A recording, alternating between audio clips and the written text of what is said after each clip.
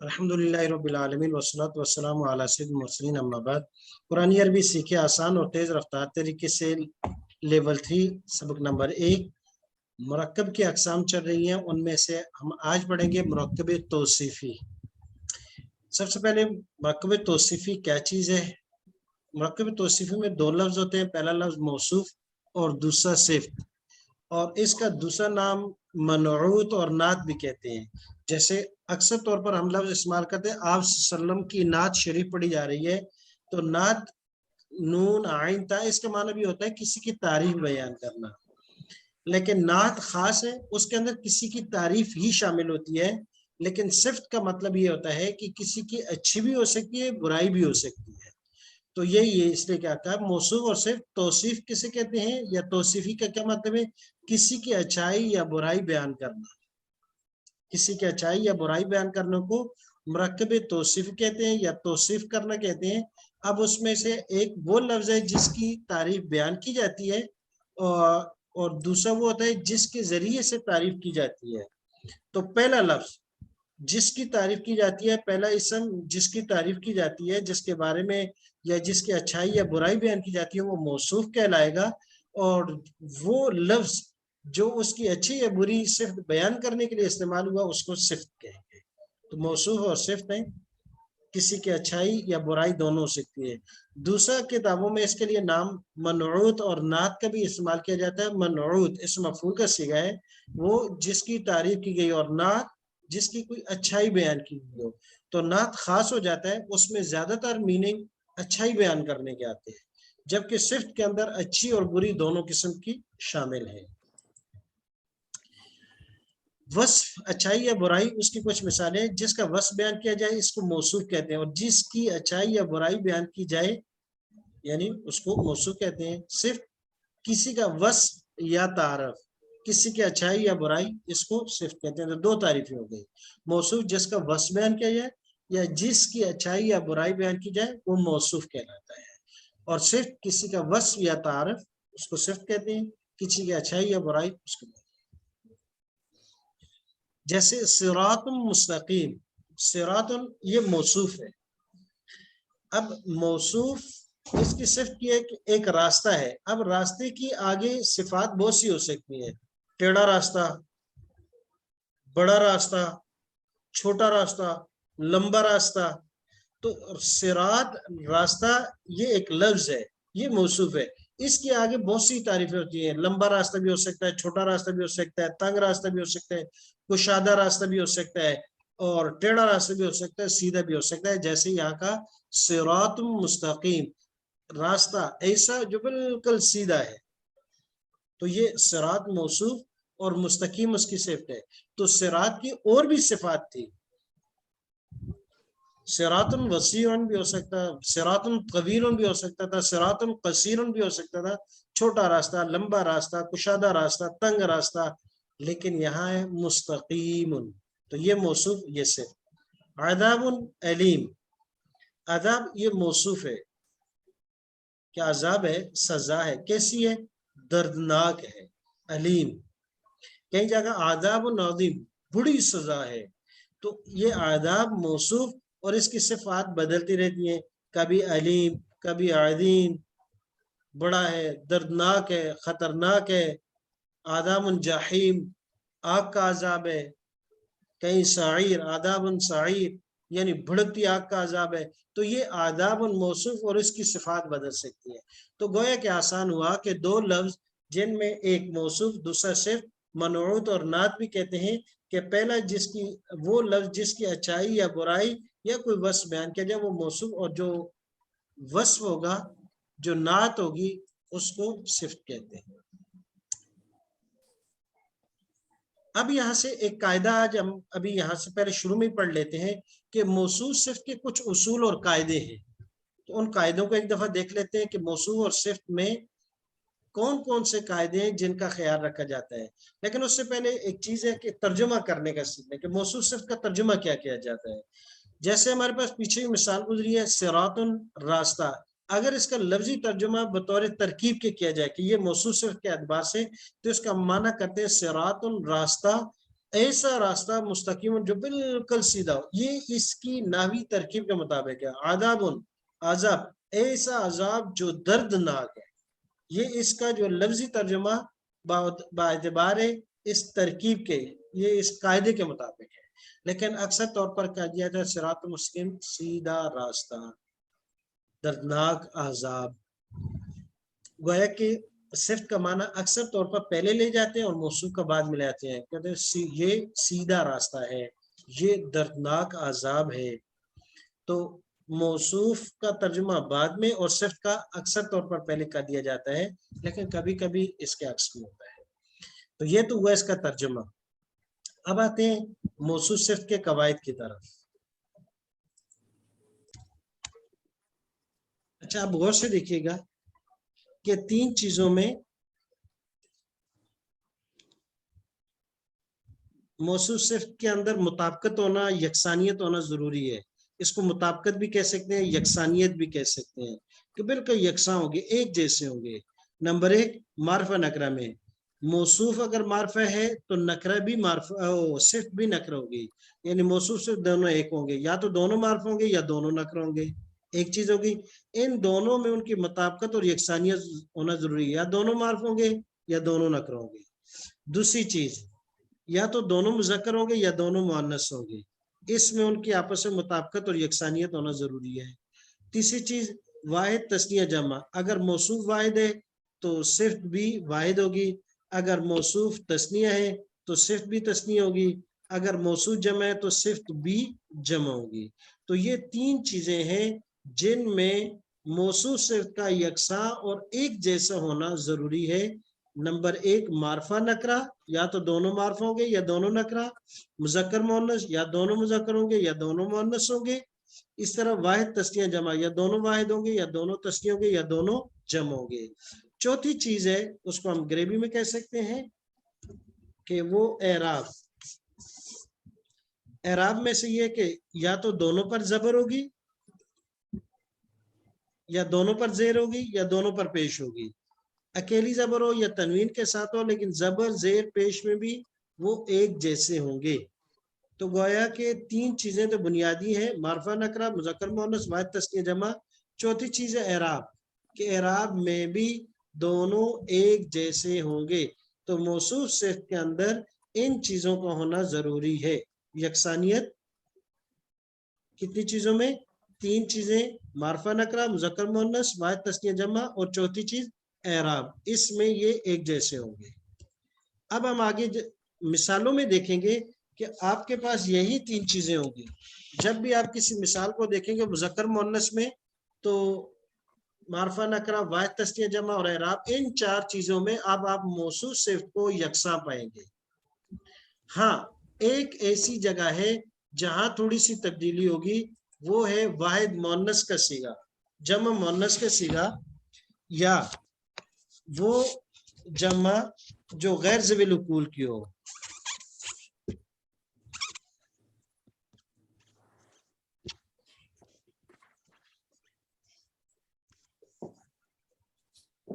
کیونکہ جمع غیر ذوی العقول کی یہ واحد مؤنث کے حکم میں ہوگی،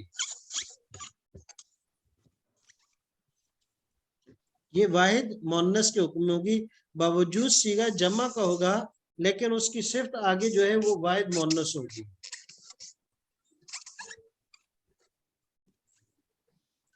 جمع غیر ذوی العقول یعنی غیر ذی العقول، یا جمع مکسر جس کو ہم کہتے ہیں کسی آتا ہے، غیر عاقل کی جو جمع ہوگی، ذی شعور کی نہیں، انسان اس میں یا جنات یہ شامل ہو، اس کے علاوہ باقی کسی بھی چیز کی جو جمع ہوگی وہ غیر ذوی العقول شمار کی جاتی ہے. تو اس کی صرف جو ہے یہ اگر یہ موصوف ہے تو اس کی صرف واحد مؤنث آئے گی.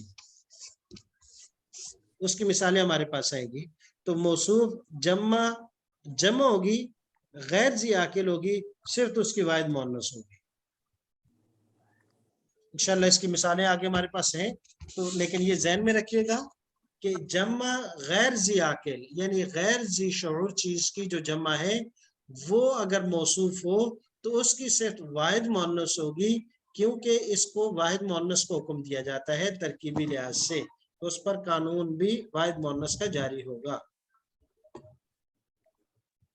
اب آپ غور سے دیکھتے جائیے گا، مرکب توصیفی بہت آسان ہو گیا، 4 چیزوں میں یکساں ہونا ضروری ہے، اور ایک چیز جمع مؤنث یا جمع غیر ذی عاقل کی وہ واحد مؤنث کے حکم میں۔ اب 4 چیزوں میں مطابقت، جمع مؤنث کی صفت واحد مؤنث آ سکتی ہے، اس کے ساتھ ساتھ یہ کہ ایک موصوف کی کئی صفات ہو سکتی ہیں، 2 3 4 5 6 لگاتار کئی، جتنی ایک انسان کے اندر صفات ہیں تو یہ ایک انسان ایک موصوف، اس کے اگر 100 صفات ہیں تو وہ بعد میں ذکر کی جا سکتی ہے، کوئی حرج نہیں ہے اس میں۔ مولوی صاحب میرا ایک سوال جی، تو اب آ جاتے ہیں موصوف صفت کی طرف۔ تو موصوف صفت میں سب سے پہلی چیز جس میں یکساں ہونا تھا وہ ہے معرفہ نکرہ۔ معرفہ یعنی پراپر ناؤن، اور نکرہ یعنی کامن ناؤن، یا تو دونوں پراپر ناؤن ہوں گے یا دونوں کامن ناؤن ہوں گے، ان دونوں میں ان میں یکسانیت اور مطابقت ہونا ضروری ہے۔ تو موصوف صفت کا 3 چیزوں میں یکسانیت ہونا ضروری ہے، ان میں سے پہلی چیز کہتے ہیں کہ موصوف صفت الف لام اور تنوین میں یکساں ہوگی، یعنی یا تو دونوں پر تنوین ہوگی، تنوین ہونے کا مطلب یہ کہ دونوں نکرہ ہے، کامن ناؤن ہے، یا الف لام ہوگا یعنی مطلب یہ کہ دونوں پراپر ناؤن ہوں گے۔ ضروری نہیں ہے کہ وہ پراپر ناؤن الف لام کے ساتھ ہی ہو، بس وقت الف لام کے بغیر بھی وہ ہو سکتا ہے جی، لیکن یا تو دونوں معرف ہوں گے یا دونوں نکرہ ہوں گے۔ جی دیکھیے گا اس کی مثال، دونوں پر تنوین، جیسے بیتن عتیقن، پرانا گھر، بیتن یہ بھی کامن ناؤن ہے، نکرہ ہے، عتیق یہ بھی کامن ناؤن ہے، نکرہ ہے۔ دونوں پر الف لام ہو، جیسے البیت العتیق، البیت الف لام آ گیا، یہ بھی اب پراپر ناؤن بن گیا، معرفہ ہے۔ العتیق اس پر بھی الف لام داخل ہے، تو پرانا گھر۔ اچھا الف لام کا کیا مطلب ہوا؟ کہتے ہیں کہ الف لام کا مطلب ہوتا ہے خاص، اس سے چیز متعین ہو جاتی ہے، جو متکلم بات کرنے والے کے یا جس سے بات کی جا رہی ہے اس کے ذہن میں ہوتا ہے کہ یہ کس چیز کی بات کی جا رہی ہے۔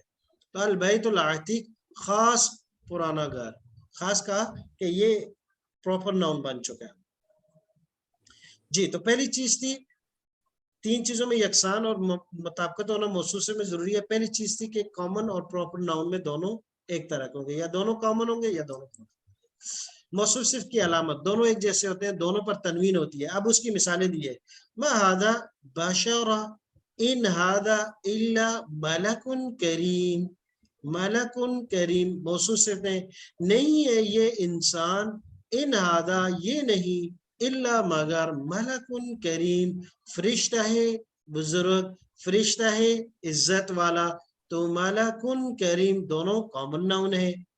رب اے میرے رب، لولا کیوں نہ، اخرتا مولد دی آپ نے، نی مجھے، الا تک، اجل قریب، اجل مدت کتنی، تھوڑی سی، قریب، تو یہ موصوف یہ صرف۔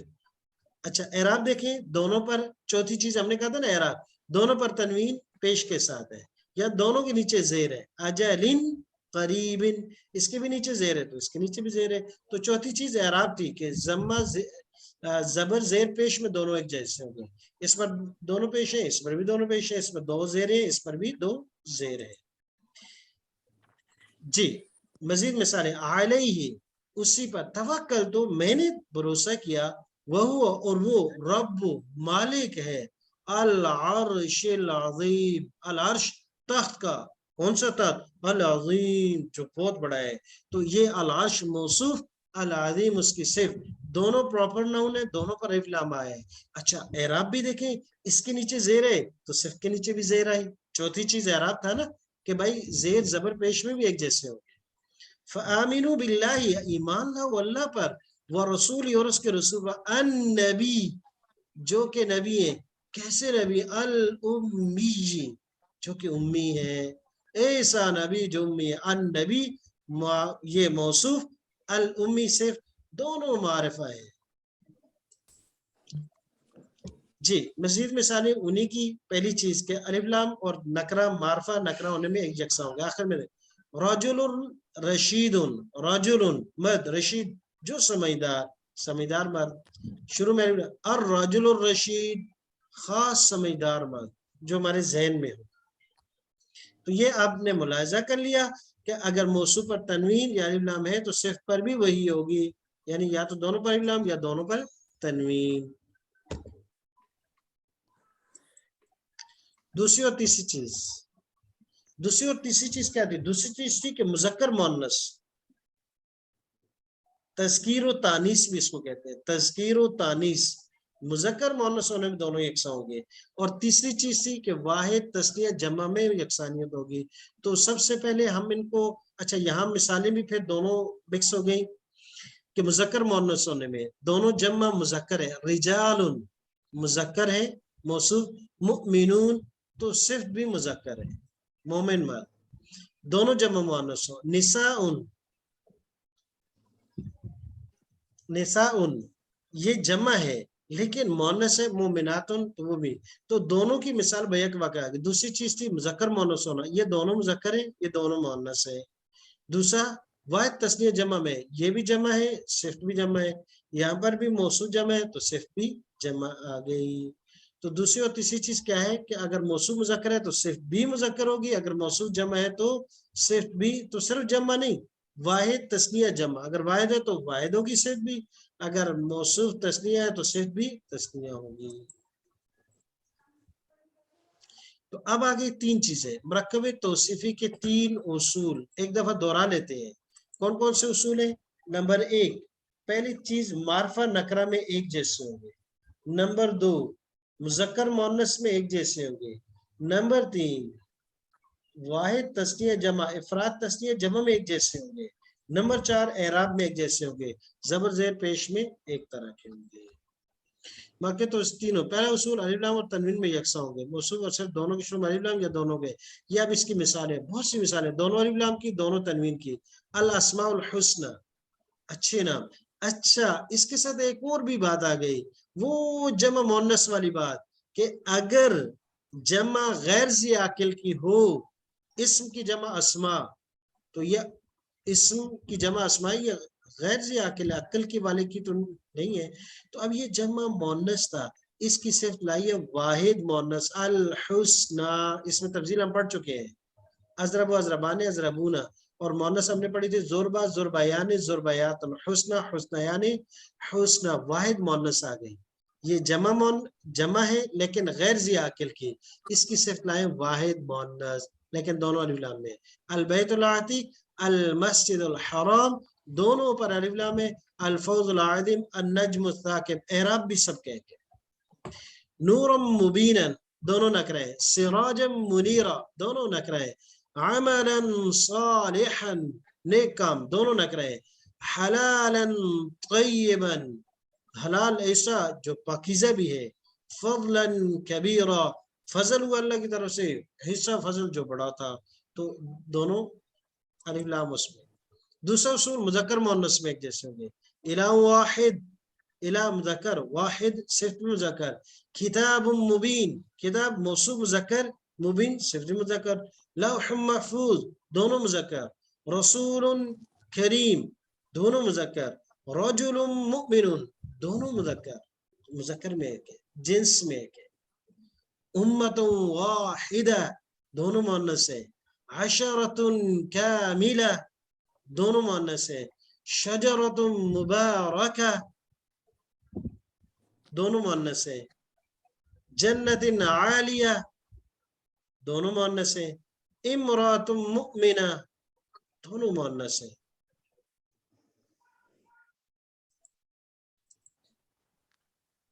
جی تو یہ ہو گئی دوسرا اصول مذکر مؤنث میں. دیکھیں یہ سب مذکر موصوف تو صرف بھی مؤنث، یہاں موصوف مؤنث ہے تو صرف بھی مؤنث.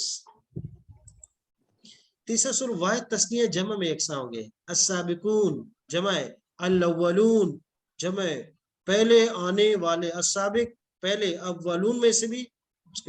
الضالون گمراہ، کون سے؟ المکذبون جھوٹ بولنے والے، دونوں جمع ہے. عباد مکرمون، عباد عبد کی جمع ہے اور مکرمون یہ بھی جمع ہے.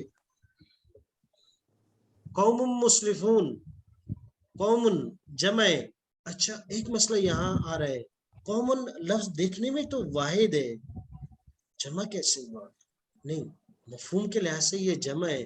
قوم کوئی ایک فرد کو نہیں کہتے، ایسا نہیں کہ ایک مرد ہو تو اس کو قوم کہہ دے، کیونکہ قوم کا مطلب یہ ہے کہ افراد کا ایک پورا مجموعہ، اس لیے مسرفون فضول خرچ. تو یہ قومن دیکھنے میں لفظ مفرد ہے لیکن ہے جمع.